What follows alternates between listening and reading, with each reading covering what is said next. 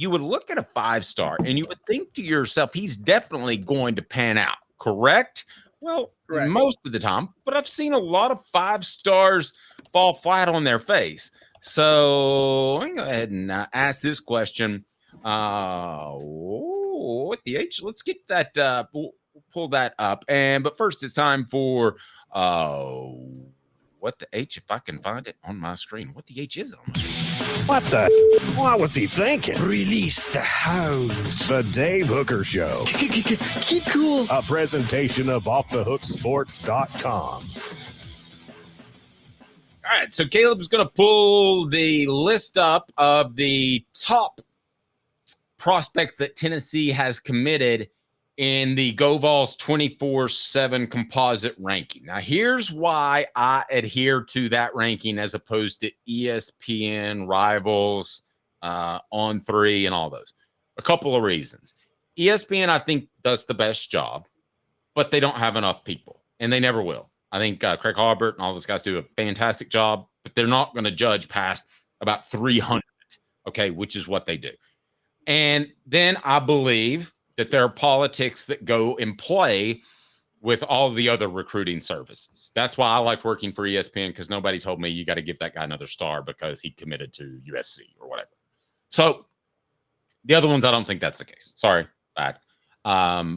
So don't be surprised if the guy we were just talking about, Jaden Harris or Harmon, ends up losing a star for going to Tennessee. Just joking. But here is the list of the top prospects that Tennessee has ever signed according to the 24/7 composite. So Caleb's made it the better size so we can see it. All right, let's talk about each one of these. And let's start with Bryce Brown. Okay, Bryce Brown did not pan out. However, don't tell me he didn't have the talent, because he had 3 or 4 good years for the Eagles. So I'm going to go ahead and tell you right now that he was worthy of his 5-star. If you play 3 or 4 years in the NFL, you're worthy of a 5-star, but he did not pan out for the Vols. And also there were a lot of, can we say, mental and family issues that really hurt Bryce Brown. There was that, and there was a coaching change. So there are all kinds of things to undermine him. Still, I thought he was a little overrated. But anyway, Eric Berry, I don't think there's any argument. You know, he's a college football Hall of Famer. He made it. David Sanders came in at number 2, so we'll see what happens. And then you have Nico at number 4, the all-time highest-rated prospect according to the Vols 24/7. I'm going to tell you right now that we don't know, but we feel pretty good about him. But we're not going to count him as a lock yet. Khalil McKenzie Jr.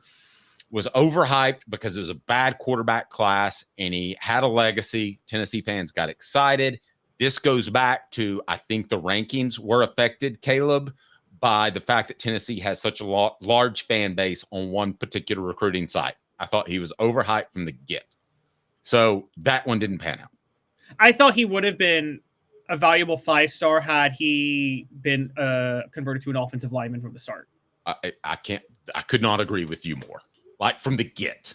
Offensive guard. Philip Fulmer would have put him in offensive guard. There would have been no transfer portal. You wouldn't have been able to leave, and it would have been over. And he'd have been a Hall of Famer in the NFL playing offensive guard, by the way. A little strong, but I think he would have had a career.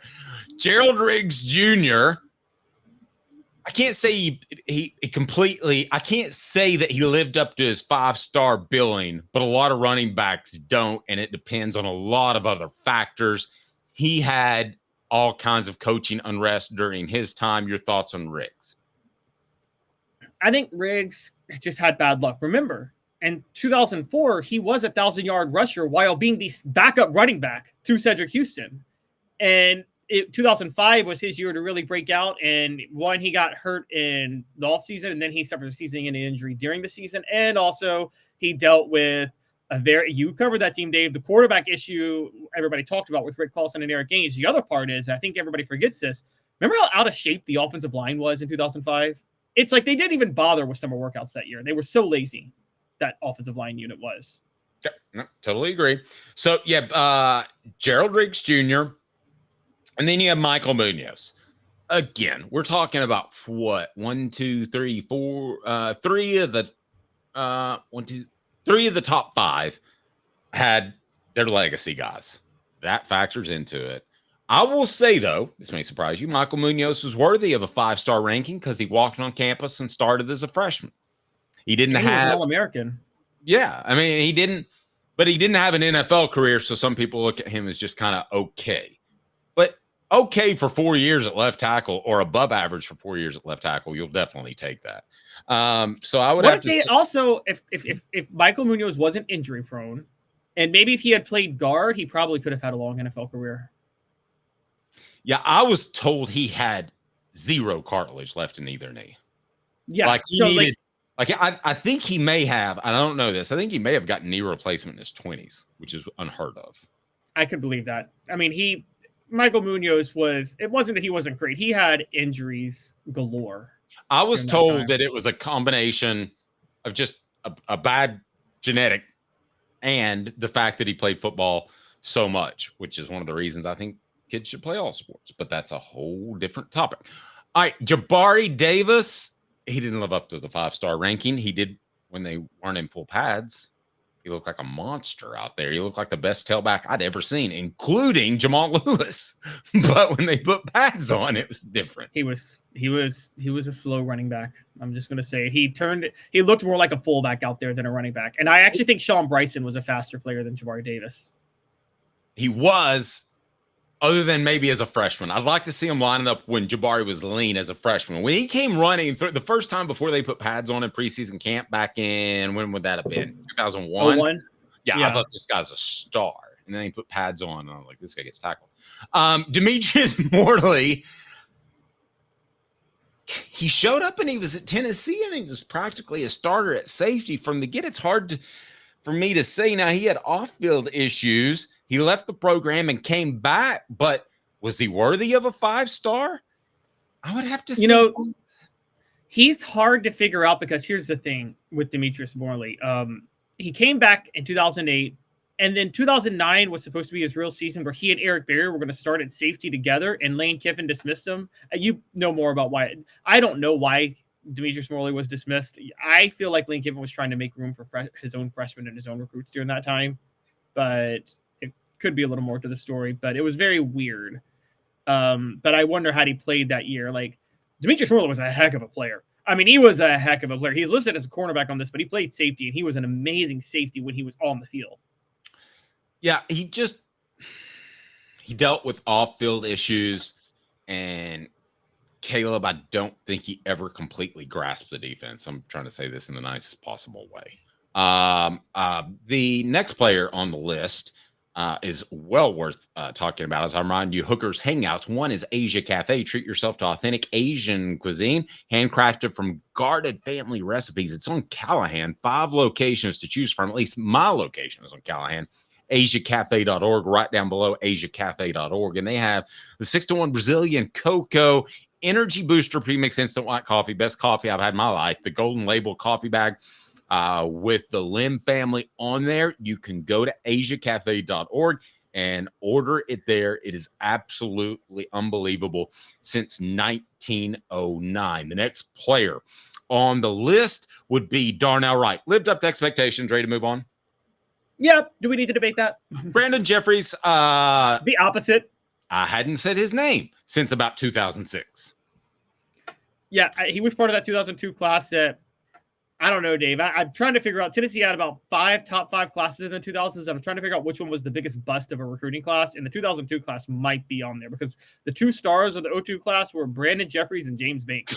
Okay, now OJ Owens.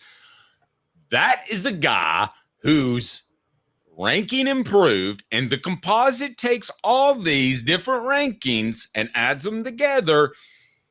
His improved because one site has a massive following after he committed. I don't know that this is the one guy on here that I don't know should be a 5-star. Well, OJ Owens, to be fair, was an injury-prone player who played very hard. And you may know about this, Dave. I don't know if you know this, but do you know he sued the university back in 2016? He says that he incurred a lot of head trauma during that time because of the way that he was encouraged to play, and that he has regular blackouts, depression, anxiety now. I don't know if that's him looking for a payday or not, but it sounds like he took you were covering those practices. I don't know if you know more than me, but it sounds like OJ Owens was getting hit a lot back then. Well, I don't know about that. That doesn't hold water to me. I mean, if that was 2000, let's say 2020 with a guy like Derek Dooley that didn't know how to run a practice, I would say so. But did he win that court case? Because I would lean towards Philip Fulmer's 50 years of coaching and knowing how to handle players over OJ Owens and a disappointing career saying, I need some money. I got nothing on. I don't know how it ended up. Okay. I mean, to me, that sounds. All right. Derek Rogers. I still love the story about how Lance Thompson, assistant coach, Rogers couldn't get up here. So they sent Thompson to drive to Atlanta in the snow. There was like 4 inches of snow and driving back for his visit. That's why they got him. Ability-wise, clearly a 5-star. Live up to the billing? Probably not. No, he didn't. As a matter of fact, he got dismissed from the team the year that Tennessee was about to have one of its greatest offenses in history in 2012. And but he did lead the SEC in receiving the year before when Tyler Bray got hurt and he had to alternate between Matt Sims and Justin Worley throwing him the ball through most of that season. Mark, we're getting to Trey Smith. We got 4 left. Jordan Ross, we don't know yet, right? I'm willing to put my money on Jordan Ross. I don't know if y'all seen him in practice, but James Pierce may not be the best edge rusher on this team. Oh, now, come on. I like Jordan Ross a lot. The last 3 on our list coming up after we tell you something about Ray Varner Ford in Clinton, Tennessee, where you should purchase your vehicle. When the game begins, you need a team you can rely on. Ray Varner Ford in Clinton's strong lineup of vehicles is crafted with the same dedication and hard work that drives our community. Step up your game in this 24 Ford Maverick Hybrid, 25,515, 23 Ford Escape all-wheel drive, 30,995, 24 Ford F-250 Crew Cab 4x4 STX, 59,757. Local you trust, performance you can afford. Ray Varner Ford, built for the game. All right, who's next, Caleb? There's this guy. I don't know if y'all heard about him, but his name's Trey Smith. One of those in-state guys. Difficult to tell whether or not he panned out. Yeah, he's pretty good. First-round pick. Would have been a first-round pick if not for the blood clot issues. He has the potential to be a Hall of Famer in the NFL, especially because he's playing for the Chiefs. All right, Kevin Simon, again, an injury issue. But when he played, he was amazing. I agree. I mean, you guys forget that 05 team that was so bad wasted one of what I think, Dave, is one of the top 3 seasons on defense Tennessee football ever had as a program. Well, and Caleb, I know this because my stupid Cowboys affinity. They tried so hard to make him a player and healthy that they almost bent over backwards. His knees when he left Tennessee, he blew his ACL his senior year in high school. Did you know that? Yeah, I knew that. And then he did it in 2002. I mean, he had all kinds of knee issues, but the Cowboys really thought he was a player. So I would have to say he lived up to the billing. And I would have in college, the NFL's different. And he gave it all for Tennessee too, which probably led to the bad knees. Probably why, and you may know more about it. I wonder if your Cowboys gave him a shot because Kevin Burnett was playing for them at the time. And I think Kevin Burnett was probably very high on Kevin Simon as a player because everybody around Tennessee at that time loved Kevin Simon. I know that. It's hard not to like Kevin Simon. He only cursed me once, and that was when Philip Fulmer was getting fired. So I kind of understood it. Jason Respert. I was curious if you remember this name, Caleb. I actually do remember Jason Respert, but he was listed as a center, and I'm pretty sure he didn't play center for Tennessee during that time. Nope, he did. He was a 4-year starter at center, if I remember correctly. I thought Scott was center during that time. What's that?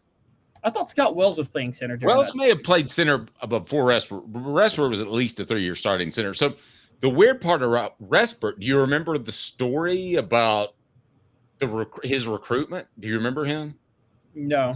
He's from Southern Georgia. And you talk about one of the all-time possible shadiest recruiting things ever.